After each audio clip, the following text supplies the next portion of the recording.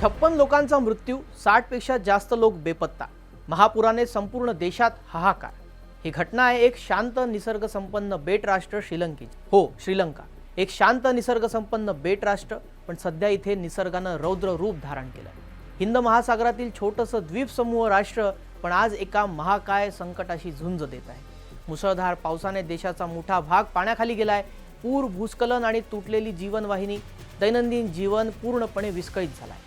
आतापर्यंत 56 जणांचा मृत्यू, 60हून अधिक घरं उद्ध्वस्त झाली आहेत आणि 60 नागरिक अजूनही बेपत्ता आहेत। बादुल्ला आणि नुवारा एलिया या हिरव्यागार चहापट्ट्यांमध्ये आता चहाचा सुगंध नाही, तर फक्त चिखल, ढिगारे आणि वेदनांचे पडसाद दिसतात। मध्यवर्ती पर्वतीय प्रदेशात परिस्थिती सर्वात गंभीर आहे। डोंगर शिखरं तुटून खाली कोसळत आहेत।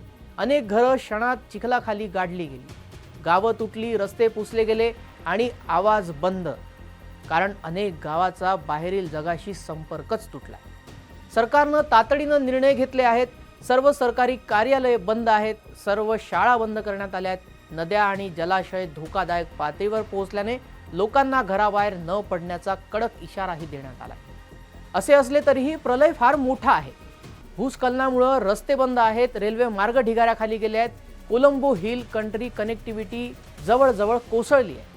देशाच्या या दमण्या जणू एकदम गोठून गेल्या आहेत। हेलिकॉप्टर छतावर अडकलेल्या लोकांना बाहेर काढत आहेत। नौदल बोटी पुराच्या पाण्यामध्ये जीव धोक्यात घालून पुढे सरकत आहेत। अनेक गावं अजूनही पाण्याखाली दडलेली आहेत आणि तिथे कित्येक असे लोक आहेत जे जीवघेणा प्रवास करतात। असाच एक बचाव कार्याचा व्हिडिओ श्रीलंकेच्या एअर फोर्सने शेअर केलाय। तो व्हिडिओ पहा।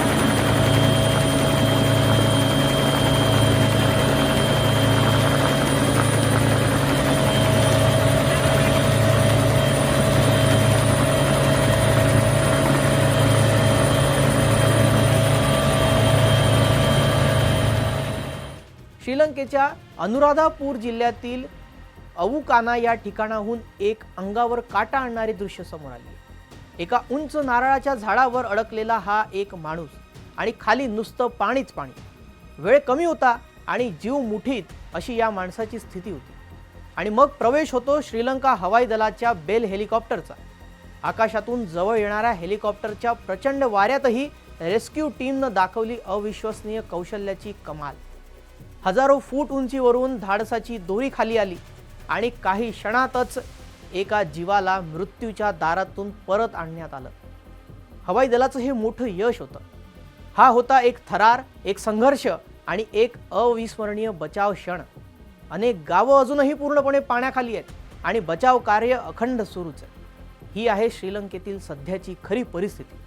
संघर्ष, विनाश आणि त्याचबरोबर प्रशासन, बचाव कार्य दलांचा अविरत प्रयत्न पुढील काही तास, पुढील काही दिवस या देशाच्या भवितव्यासाठी अत्यंत निर्णायक ठरणार आहे। मुसळधार पावसाच्या सलग हल्ल्याने देशाचा मोठा भाग पाण्याखाली गेलाय।